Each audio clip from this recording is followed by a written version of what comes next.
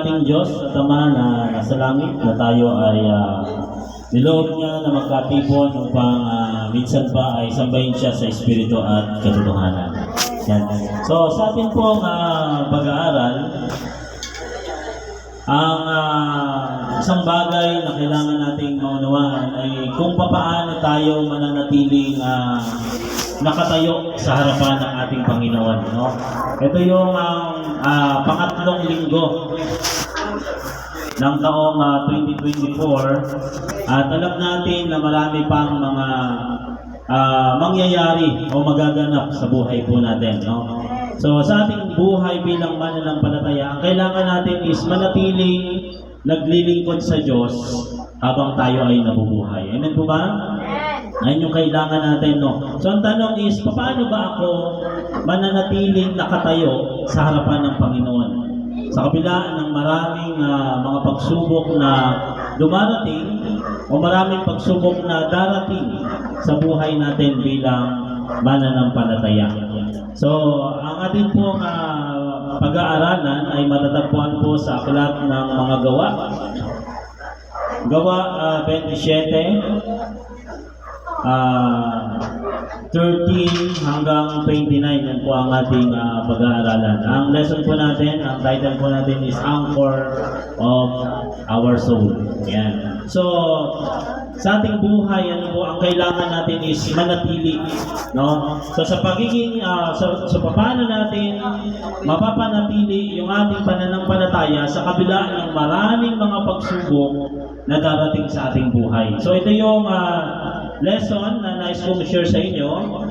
Ito yung situation ni Apostol Pablo nung siya ay naglalayag papunta doon sa para makaharap siya kay Augusto Caesar.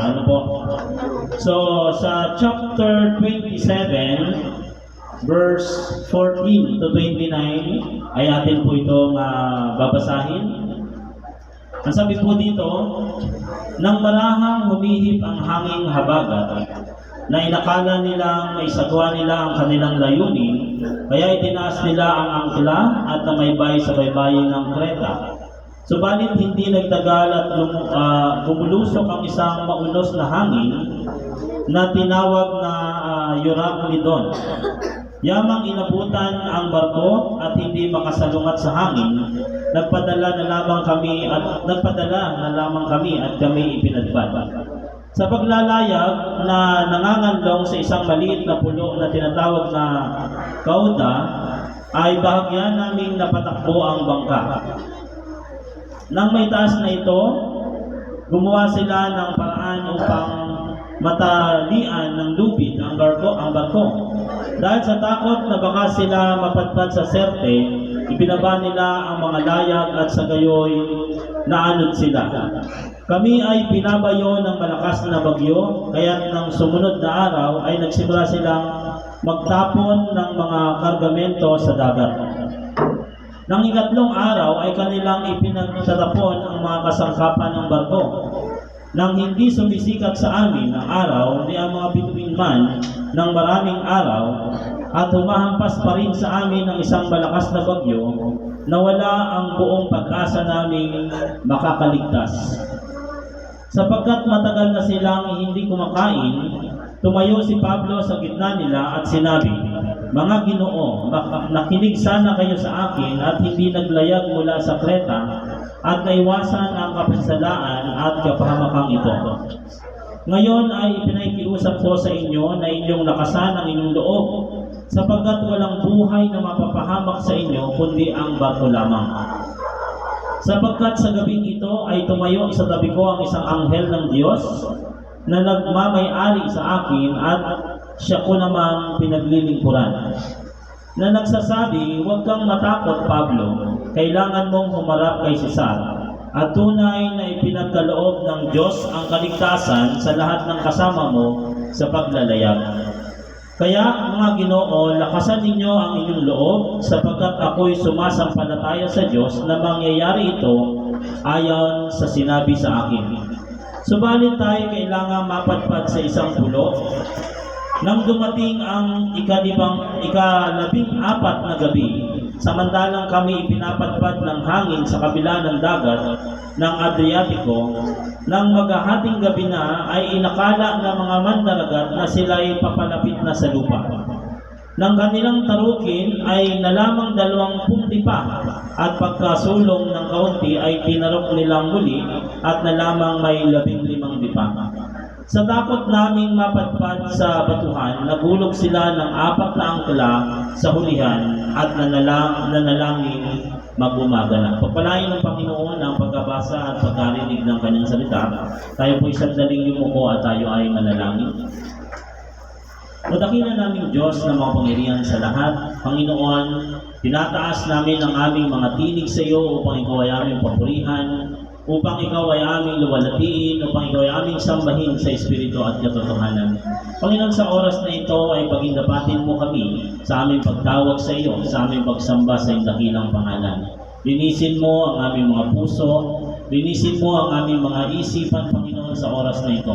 Alisin mo, Lord, ang mga uri ng mga hadlang sa aming mga buhay upang ang aming oras na ito ay maibigay namin sa iyo. Lord, salamat sa opportunity na ito na binigay mo sa amin, na kung saan ay binangon mo kami sa umagang ito upang gamitin namin ang aming mga buhay para sambahin ka sa Espiritu at katotohanan. Panginoon, dalangin namin na sa aming pag-aaral na ito ay pagkalooban mo kami ng katalinuhan na nagmumula sa iyo.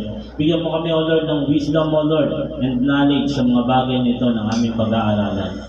Bigyan mo kami ng pagkaunawa, Panginoon, sa bawat salita mo na aming pong pagbubulay-bulayan. Lord, ikaw na po ang bahala sa amin, Panginoon. Nanawa ang mga salitang ito'y magsilbing kalakasan ng aming mga pananampalataya sa iyo, upang anumang uri ng mga pagsubok na darating sa aming buhay, masusumpungan mo kaming nakatayo at naglilingkod sa iyo.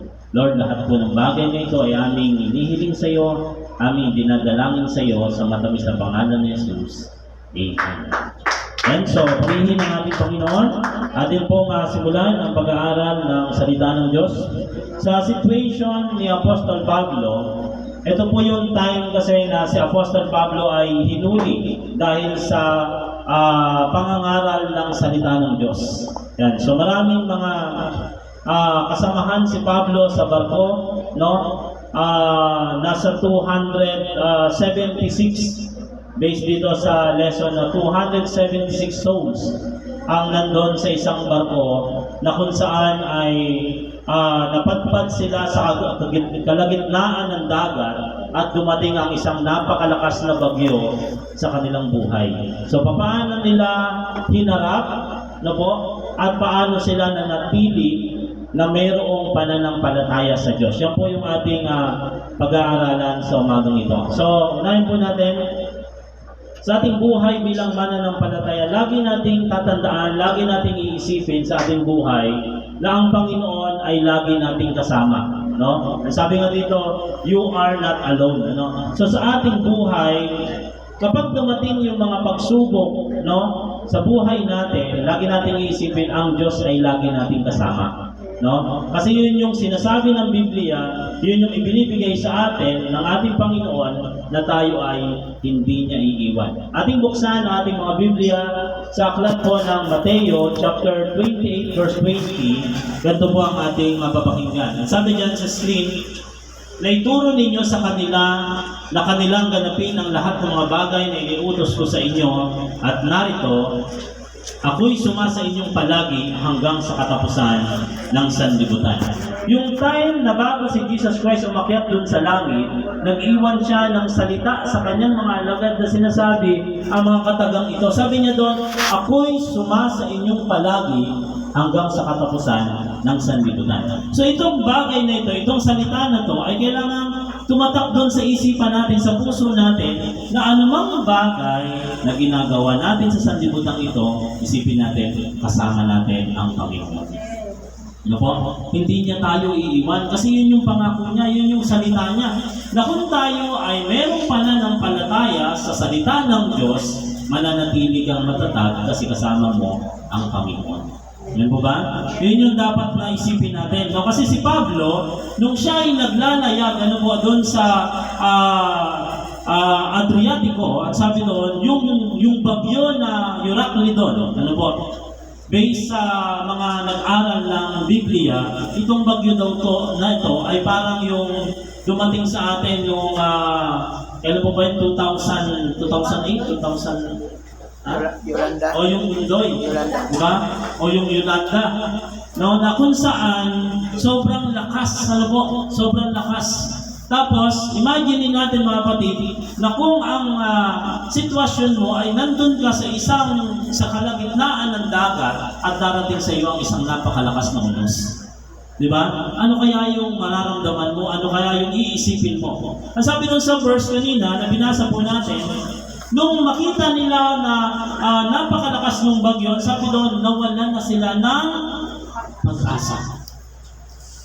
No? Kasi ang mga kasama ni Apostol Pablo doon ay mga kapwa bilanggo. Mga bilanggo rin yun. No? So sa dami ng mga tao na yon na hindi naniniwala sa Diyos, tanging si Apostol Pablo lang at si Dr. Lucas ang magkasama na nananampalataya. No? Na kung titingnan po natin, out of 260 people, no, na nandun sa barko, 2 lang yung Kristiyano.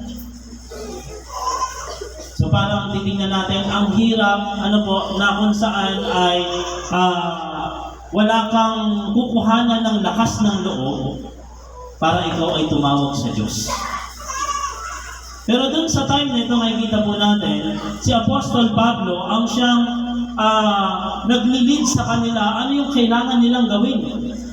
No? Ano yung kailangan nilang gawin na sila ay nandun sa isang sitwasyon na nakasalalay pati ang kanilang mga buhay. Diba? So parang mahirap na imagine din po natin na nandun ka sa isang barko na nasa kalagitnaan ng dagat at mayroong malaking unos. No?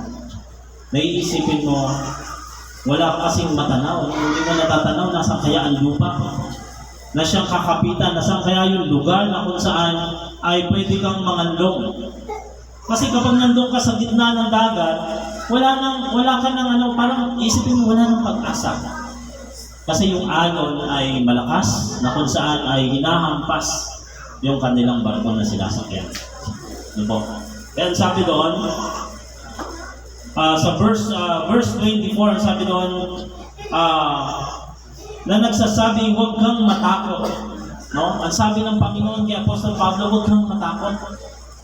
So si Pablo, bilang siya yung tumatayo na pangulong espiritual doon sa lugar na yon, doon sa panahon na yon, pinalalakas niya ang loob ng mga kapatid. No? And then next, sabi po dyan, sa baba. Sa Psalm chapter 20 verse 7, ang sabi po dyan, some trust in the chariots and others in horses, but we trust in the name of the Lord our God. No? Kung titingnan natin, yung mga tao doon sa barko na yon, minsan isipin nila, ano kaya yung pag-asa na makuha ko? No? Ang sabi dito ni King David, no, yung iba ay naniniwala doon sa ang tawag po nun sa Tagalog, yung chariot. Yung may kabayo. Karwahe. Di ba?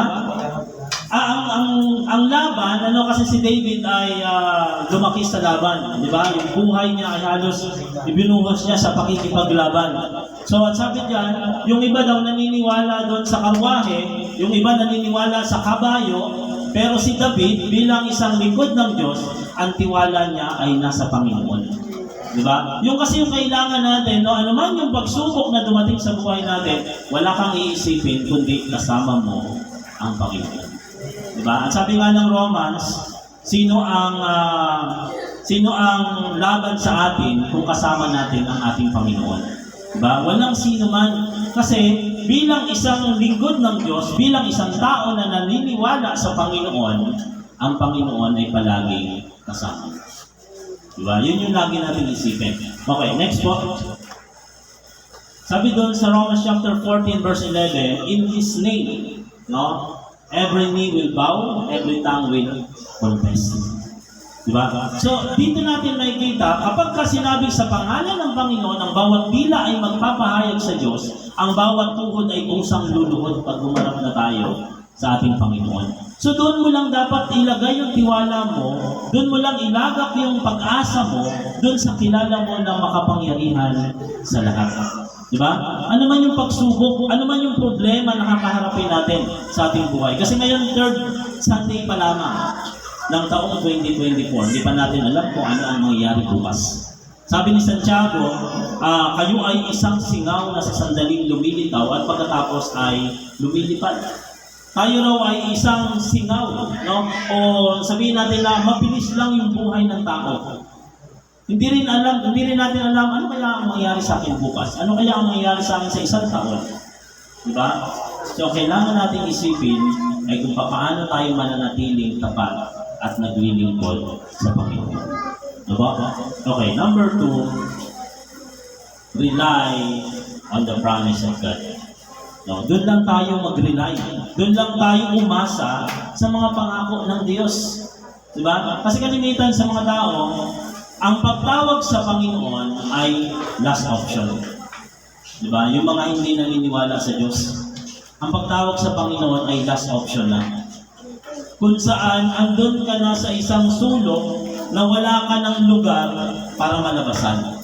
At saka mo maiisip, ay meron palang Diyos. Diba? Ganyan ang karamihang mga tao. Pero tayo na mga nakakilala sa Panginoon, tayo na nagbabasa ng banal na kasulatan, tayo na mga nagtiwala sa Diyos, sipin natin mga kapatid, doon lang tayo aasa sa pangako ng Diyos. Diba? Kasi alam natin, tayo po ba naniniwala sa pangako ng Diyos? Tayo po ba ay nakatuon doon sa sinasabi ng Panginoon na babalik ang Diyos at tayo ay isasama niya doon sa langit na bayan? Hindi naman naniniwala yung iba. Lahat po ba naniniwala? Amen. Kailangan ulitin. Yan talaga ang ano dyan, inuulit. Let's go. Ayan. So, tayo, kung tayo naniniwala na ang Panginoon ay babalik at isasama niya tayo, ngayon pa lang, kailangan natin maging matibay. Ngayon pa lang, kailangan natin tumiwala doon sa Diyos na siyang nangako sa atin. Diba? Kasi nandito pa lang tayo, nag-uumpisa pa lang tayo sa panahon na to. Nag-uumpisa pa lang tayo sa taon na to. Paano tayo mananatiling matatag kung mayroong mga pagsubok na darating sa ating buhay? Diba? Ang kailangan niya natin is expect natin na maraming pagsubok na darating sa iyo. Kasi kapag hindi ka nag-expect, no, iniisip mo, I am a Christian. Yun ang lalagay mo sa isip mo. Pag sinabi mo sa sarili mo na I am a Christian at hindi ako bibigyan ng Diyos ng problema, nagkakamali ka ng kapatid. Diba? Maso-surprise ka kapag dumating yung problema kasi ang isip mo na kapag ikaw ay naging Kristiyano, accepted ka sa bawat pagsubok sa buhay. Hindi po ganun ang sinasabi ng Biblia. Kundi ang bawat pagsubok ay nagiging kasangkapan ng mga mananampalataya upang lalo siyang tumatag sa paglilingkod sa Diyos. Ibig si Pablo, no? Sa verse 24, ang sinasabi po dyan, na nagsasabi, huwag kang matakot, Pablo, kailangan mong humarap kay Cesar at tunay na ipagkakaloob ng Diyos ang kaligtasan sa lahat ng kasama mo sa paglalaya. So dumating yung angel ng Panginoon kay Apostol Pablo at nagsabi sa kanya na hindi siya dapat magkaroon ng anumang uri ng pagkatakot. Diba? Sa kabila ng malakas na bagyo, mga kapatid, tingnan po natin, no? Ikaw na isang mananampalataya, si Apostol Pablo, no po, nasa gitna ng napakabigat na pagsubok, nasa gitna ng karagatan na merong malakas na bagyo. And then sasabihin sa iyo ng angel, huwag kang matakot. Diba? So yun yung magpapalakas sa iyo ng loob. No? Ang sabi diyan, next po. Letter A, His promise is true. No? Yung pangako ng Diyos, tunay yun. Pag sinabi ng angel sa'yo, huwag kang matakot, laksan mo yung loob mo dahil totoo ang sinasabi ng Diyos. Ang sabi diyan sa Hebrews chapter 6 verse 18, sa Easy English Translation, sabi diyan, God can never say something that is not true. Diba? Hindi magsasalita ang Diyos. Hindi siya magsusugo ng kanyang anghel para sa iyo, para sabihin niya yung isang bagay na hindi totoo. Di ba? Makikita po natin dun sa time ni Apostol Pablo, di ba? Sobrang bigat ng pagsubok na dumating sa kanila. Laging kumakaba yung dibdib, di ba? Kapag kaigiuuga, pag merong alon na malakas, no? Lagi mong isipin na ano kaya ang mangyayari sa akin. Sino rito nakasakay na ng barko? At nakaranas ng mga hampas ng alon? Meron po ba? Ayun, di ba? Puro yata yung iba, puro sa aeroplano eh. Wala namang alon sa aeroplano, ano yun lang sa ulap. Di ba? So, kapag tayo ay nandun sa sitwasyon na parang sobrang bigat, bagyo, sino nakaranas ng mga bagyo dito na binabagyo yung bahay mo? Meron po ba?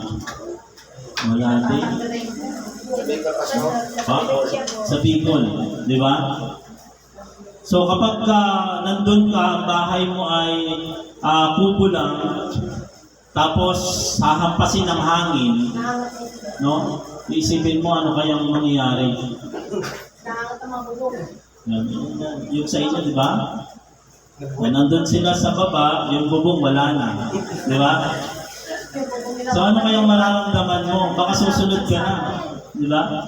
So doon, yun yung situation. Pero dito makikita po natin, kapag ikaw ay naniniwala sa Diyos, ang Diyos magbibigay sa iyo ng sign, ang Diyos ay magbibigay sa iyo ng salita, ng pangako, na ikaw ay kailangan maging matibay. Diba? Ganun ang Diyos sa mga taong naglilingkod sa Kanya. Hindi mo iisipin yun na may bagyo dito, may malakas na unos dito, no? And then ako ay matatakot. Kasi once na ikaw ay nagpanik, ibig sabihin, hindi ka naniniwala sa pangako ng Diyos. Samantalang ang sabi dito, ano po, Hebrews chapter 6, verse 18, God can never say something that is not true. Sabihin mo nga sa katabi mo, hindi magsasabi ang Diyos ng hindi totoo sa iyo. Parang may narinig ako, joke lang yun. Narinig yata ako. Sino ba yun? Dito yata. Kawawa naman. Lagi nasa lapag sila, kahit nasa court, nasa lapag pa rin. Okay. So, tuloy po tayo mga kapatid. Next. Yan. Notice what promises we have to assure of total security. Yan. So, tingnan po natin. May basa nga po, Psalm 30 verse 5. Buksan niyo po sa inyong mga Bible.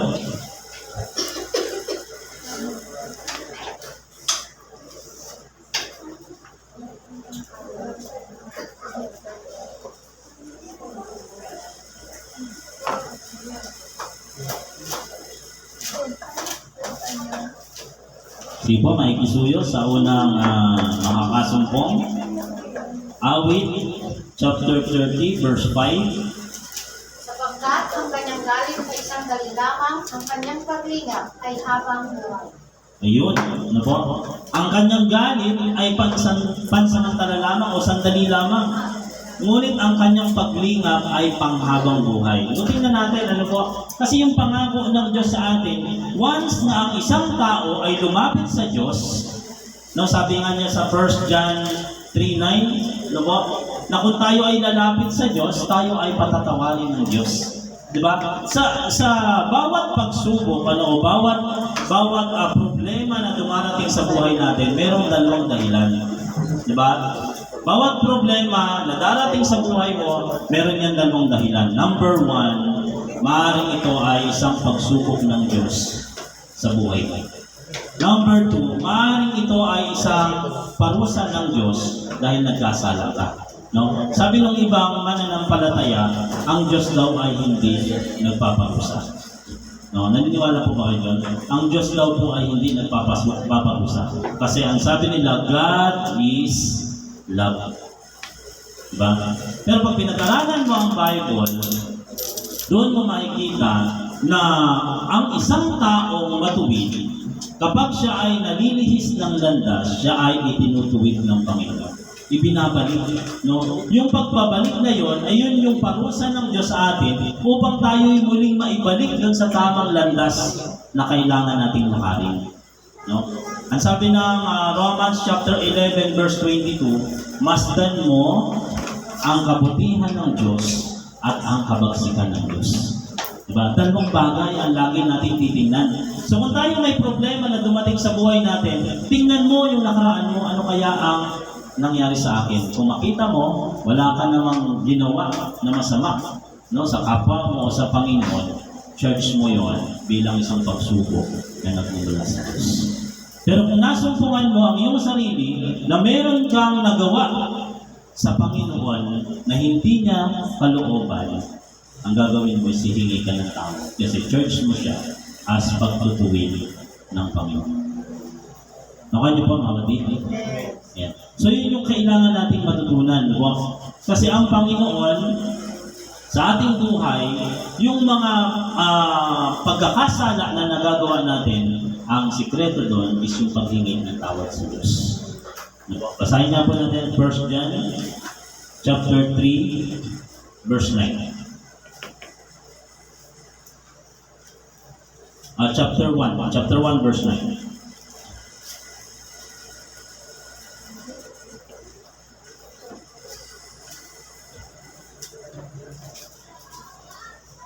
Sa unang Juan, pabasa po ng unang mga kasumpong.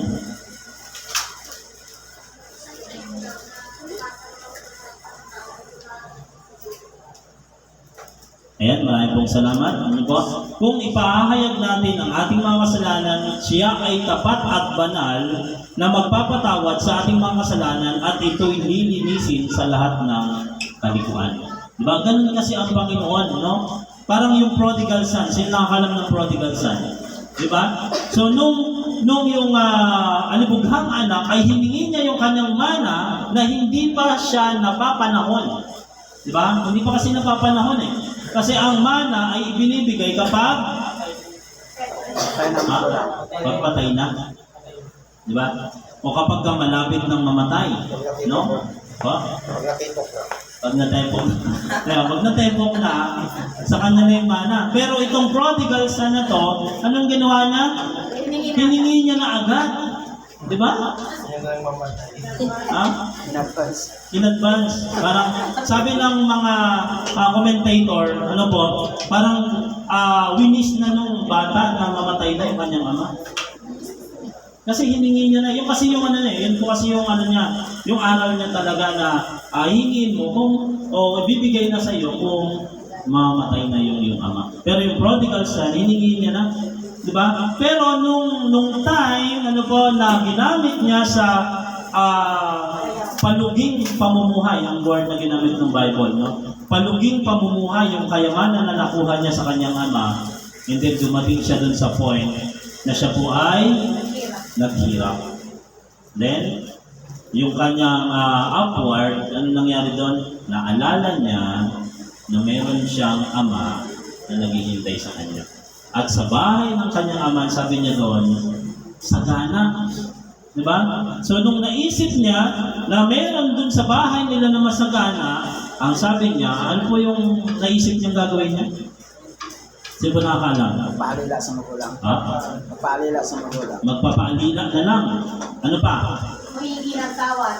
Ayun, hihingi ako ng tawad sa aking ama, and then kadugtong yung kay brother, no? Na sasabihin ko, maging isa na lang ako sa iyong mga alipin. Diba? Pero nung siya ay bumalik, ano po? Malayo pa lang, natanaw na ng kanyang ama, and then anong ginawa ng kanyang ama? Celebrate. Nagpa-celebrate, nagpahanda. Diba? Sumalubong. Diba? So, ibig sabihin, kapag tayo ay nakagawa ng kasalanan, parang prodigal son, no? Ang kailangan mo lang gawin is magpakumbaba sa harapan ng Diyos at humingi ng tawad. Diba? Parang katulad din ng mga batang maliliit. No? Kapag yung mga batang maliliit ay binibiro ng magulang, sinasabi, hindi na kita mahal, umalis ka na dito. Anong ginagawa ng bata? Iyak. Umiiyak, nagtatampo, ano pa? Diba? Ayun, habang tinutulak mo yung bata, sabihin mo, hindi na kita love. Diba? Yung kamay mo ay hinahawakang mahigpit ng bata. at umiiyak siya dahil ayaw niyang mawalay. Di ba? So doon natin makikita, dapat ganun yung ating maging kaugalian na kung saan hindi natin dapat naisin na tayo mapalayo sa ating Panginoon. Kundi ang kailangan natin is lalo tayong makalapit. No? Kung tayo man ay nagkakasala, ang kailangan lang natin is humingi ng tawad. At sabi dun sa 30, verse 5, habang buhay yung paglingap ng Panginoon sa atin. Diba? Okay, next. Psalm 30, Deliverance, 34 verse 19.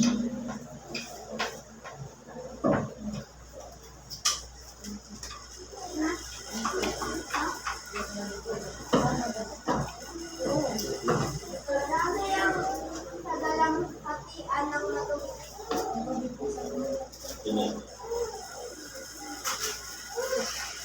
Ngunit ang nililigtas ng Panginoon sa lahat. Ayan, salamat po.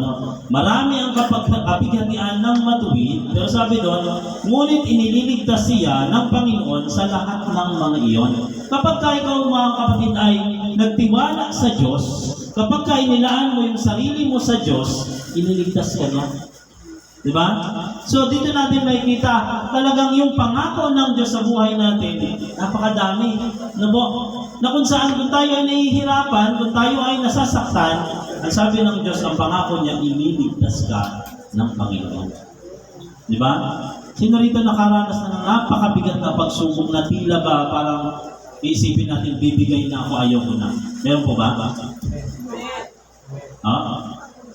Ayan. Diba? So dumaranas tayo, meron bang gustong mag-share tungkol sa pagsubok na dumating? Mga ano lang, 3 hours. Dito meron? Ayan, so mahihayin, ano? So, sa ating buhay, ano po, ano man yung mga pagsubok na dumarating sa buhay natin, lagi natin tatandaan, mayroong pangako ang Diyos. Ang kailangan mo lang is alamin mo. John 8:32, makikilala mo ang katotohanan mo magpapalaya sa iyo. So kung minsan, o kung dati, sa buhay natin, takot tayo sa bawat problema. Diba? Kaya nga yung mga hindi nakakilala sa salita ng Diyos, ang solusyon sa problema para sa kanila is, ano po? Pagpapakamatay. Lubid. Nagsusuicide. Bakit? Kasi hindi nila alam yung sinasabi ng Biblia. Hindi nila alam yung pangako ng Diyos. Diba? Maraming mga mayayaman, mga kilalang tao, ang solusyon sa problema, sabi nila, is kamatayan. Yan ang hindi talaga solusyon yun. Dito lang yun. Yung problema mo dito, masusolusyonan mo. Pero yung susunod na problema, mas mabigat kaysa din sa problema dito sa lupa. Diba? Okay, number 3, everything is for our good. Romans 8:18. Sino pa nakakasaulan niyan? Romans 8:18. Sige po, pakibasa. Sigana ng akin ng mga pagtitiis at salukuyan ay hindi maihahambing sa ihahayag na kaluwalhatian nasa atin. Ayun, ano po? Kung isipin mo, yung nangyayari sa iyo ngayon, kapatid, ano po, isipin mo, pag ikaw ay nakasama na ng Diyos dun sa langit na bayan, sasabihin mo, napakaliit lang nung pagtsatsaga na ginawa ko. Diba? Pag ikaw lang doon na sa langit, kapatid, isipin mo na, ito pala yun. Yung sakripisyo mong kaunti, no? Ang kapalit ay ang kalwalhatian na kasama ng Diyos ng walang hanggan. Diba? Yun yung kailangan natin maunawaan. And then number 4, divine grace. No? Yung pagpapala ng Panginoon, no? Yung grace ni God, no po, na kung saan ay sumasa atin. 2 Corinthians 12 verse 9. Ay basa po, anong mga nakaredy na? Meron po ba? Siya'y nagsabi sa akin, ang aking biyaya ay sapat na sa iyo, sapagkat ang aking kapangyarihan ay nagiging sakdal sa kahinaan.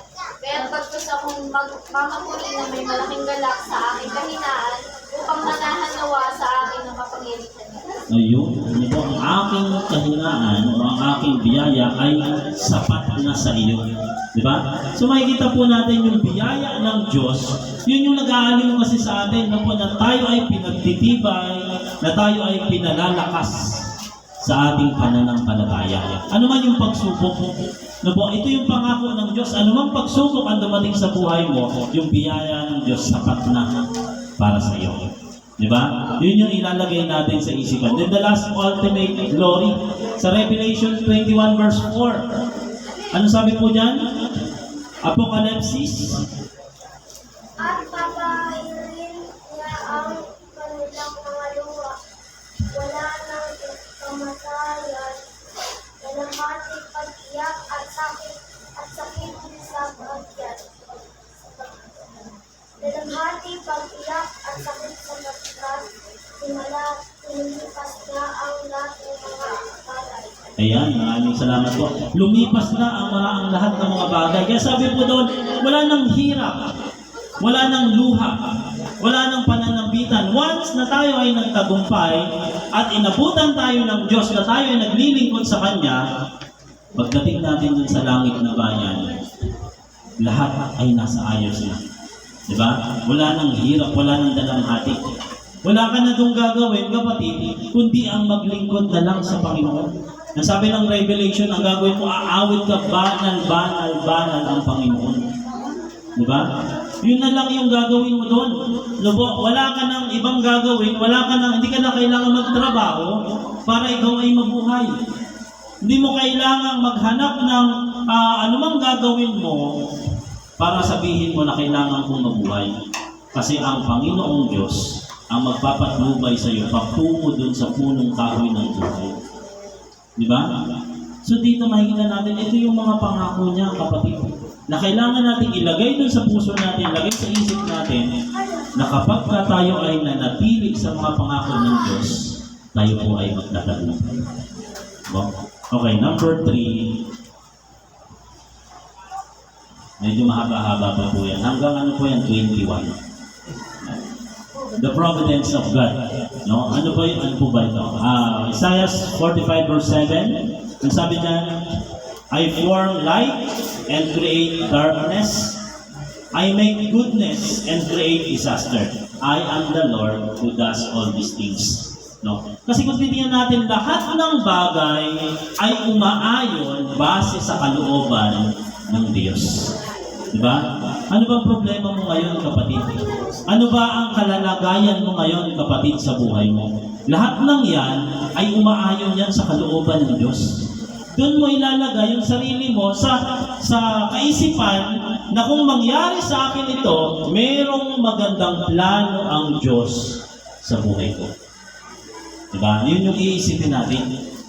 Kung nawalan ka ngayon ng trabaho, tanungin mo ang Panginoon, bakit kaya? Kung nagkaroon ako ng ganitong bagay sa buhay ko, bakit kaya? Kung babasahin natin ang Biblia, sabi doon, ang Panginoon ay siyang Diyos na nakakaalam ng lahat ng mga bagay. At lahat ng nangyayari sa buhay mo ay ayon sa kalooban ng Diyos. Kung bakit ka naririto, alam niyo po ba kung bakit? Hindi ito isang aksidente, kundi ito ay isang plano na nagmumula sa Diyos. Diba? Purihin ng Diyos kung tayo ay nakarating sa lugar na to. No, kasi ito yung plano niya upang mapakinggan at malaman mo na mahal ka ng Diyos at may plano ang Diyos sa buhay mo.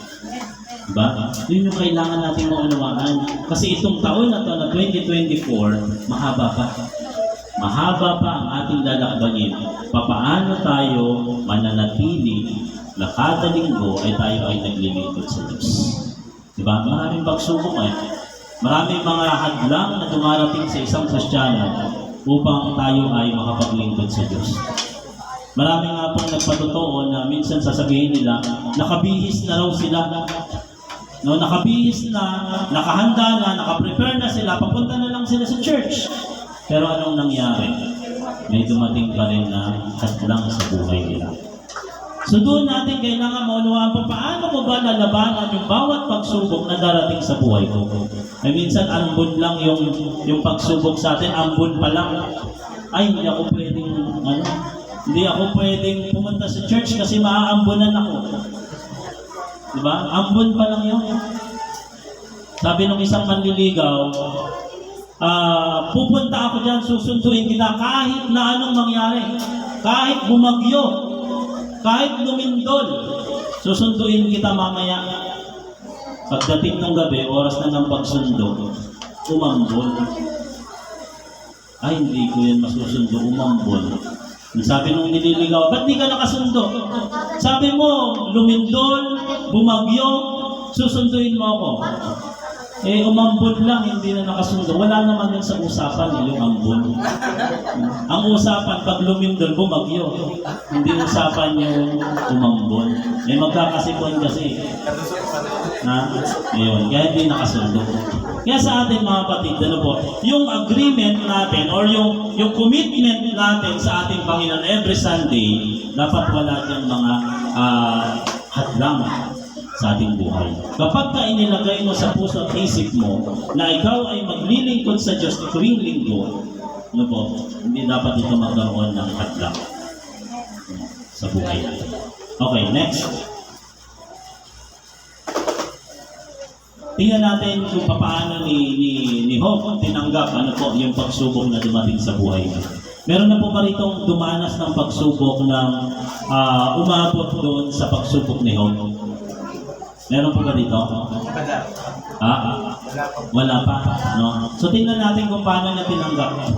Ang sabi niya sa verse 20, nang magkagayoy bumangon si Job at hinapak ang kanyang balabal at inahitan ang kanyang ulo at nagpatirapa sa lupa at sumamba.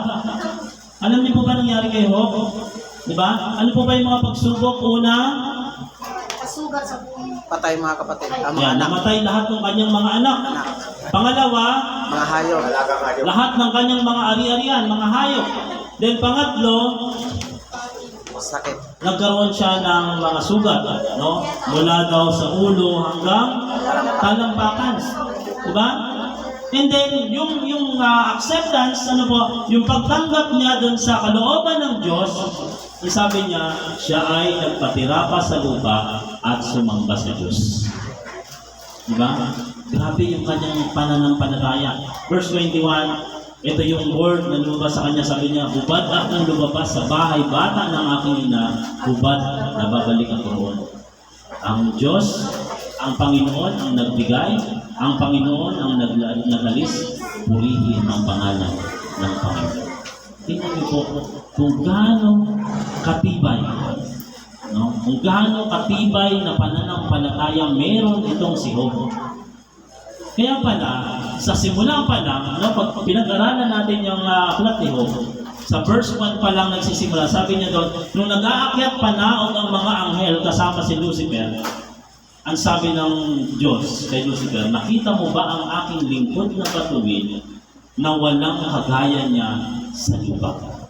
So dito, sa salita niya, pinatunayan niya na siya yung isang taong matuwid na walang kagaya sa lupa.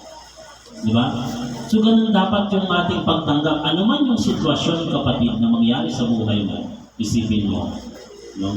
Ang Panginoon ang nagbigay, ang Panginoon ang nag-alis, purihin ang pangalan ng Panginoon. Sa ating buhay, mga kapatid, lagi nating tatandaan, ang kailangan natin is magpuri. Ang kailangan natin ay magpasalamat sa Panginoon, ano man yung sitwasyon na dumarating sa buhay natin. So, hindi tayo kailangang magtampo, hindi tayo kailangang magalit. Sige, tingnan natin. Next. Number 3, believe and trust. No. Okay. Psalm 31 verse 14, but I trust in you, O Lord. I say you are my God. No? Sa Acts, nakita natin yung situation ni na Apostol Pablo. No? Ang sabi niya doon sa verse 44, at sa ganito nangyari, na ang lahat ay nakakatakas na ligtas hanggang sa lupa. Pag binasa natin yung verse 44, yung situation nila mula doon sa chapter 26 na po ng Acts, makikita natin ang bigat ng situation nila. Pero because doon sa tiwala na binigay ni Pablo sa Panginoon, ang lahat, yung 276 na tao na nakasakay doon sa barko, lahat sila ay naligtas. Diba? Kasi nandun yung tiwala sa Panginoon. Kaya tayo mga kapatid, ang kailangan natin believe and trust in God. Yun yung kailangan. Next. Kawikaan chapter 3 verse 11, sabi diyan, anak ko, huwag mong hamakin ang parusa ng Panginoon ni mayumot man sa kanyang saway. Yan. Maraming mga Christian, lalo na yung mga bagong Kristiyano, kapag ka sila ay itinutuwid ng Diyos, nagtatampo sila sa Panginoon.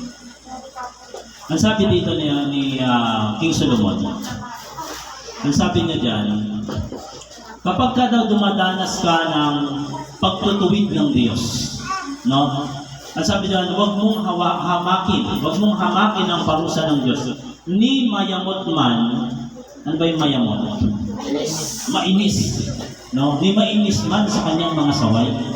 Kasi ang solusyon ng iba, ng mga Christian, pag sila ay tinuwid ng Panginoon, pag sila ay dumanas ng problema, ng pagsubok mula sa Diyos, ang solusyon nila ay, ano na lang ako, alis na lang ako dito.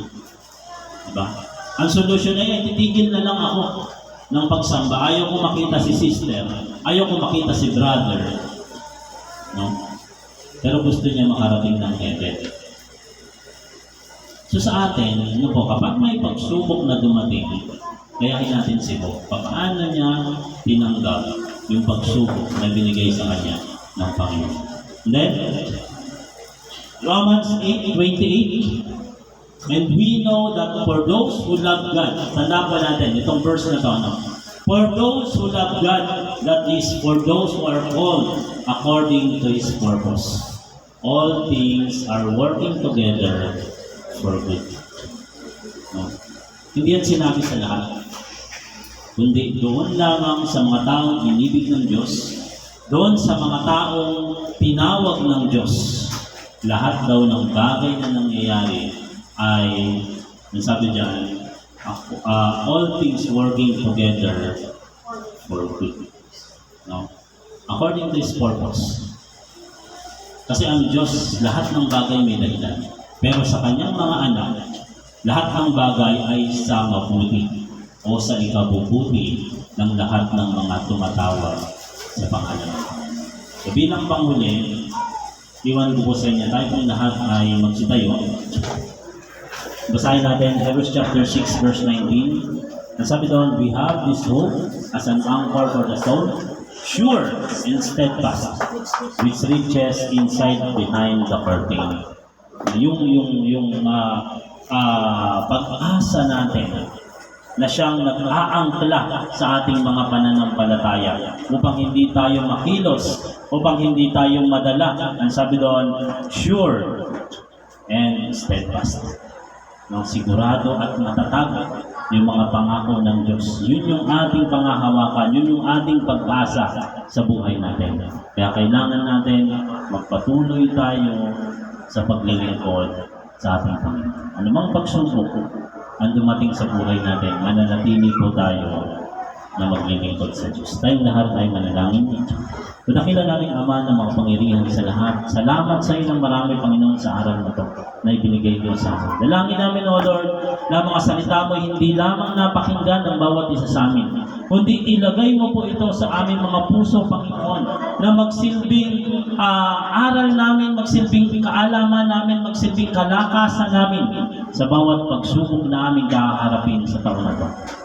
Panginoon, patuloy mo kaming samahan. Patuloy mo kaming ingatan sa bawat araw ng aming mga buhay. Ikaw ang magpala sa amin sa lahat ng mga ginagawa ng aming mga kamay, Panginoon. Huwag mo kaming paghirapin, Panginoon. Huwag mo kaming hayaan na magkulang sa aming mga pamumuhay nito. Kundi bagos, Panginoon, paginhawahin mo ang iyong mga anak. Paginhawahin mo ang bawat tao na tumatawag sa iyong dakilang pangalan, Panginoon. Tulungan mo kami, lalo tigit ang iyong banal na iglesia sa dahong ito, Panginoon. Palaguin mo ito, Panginoon, sapagkat ang mga salita mo ang siyang aming pinagbubulay-bulayan. Ang mga salita mo ang siyang aming pinangahawakan sapagkat kami mga mananampalataya sa iyong banal na iglesia. Lord, salamat sa iyo ng marami. Ingatan mo ang bawat anak mo, Panginoon, na narito ngayon. Huwag mong hayaan, Panginoon, na isa man sa mga ito, Panginoon, ay mawala sa susunod na linggo. Ikaw nawa, Panginoon, ang humawak sa kanila ng matibay upang sila'y patuloy namin makasama, Panginoon, upang paglingkuran ka habang kami ay nalulungkot. Lahat ng bagay na ito, aming hinihiling sa iyo. Aming pinagpapasalamat sa iyo sa matamis na pangalan ng iyong anak na si Jesus. Amen. God bless you.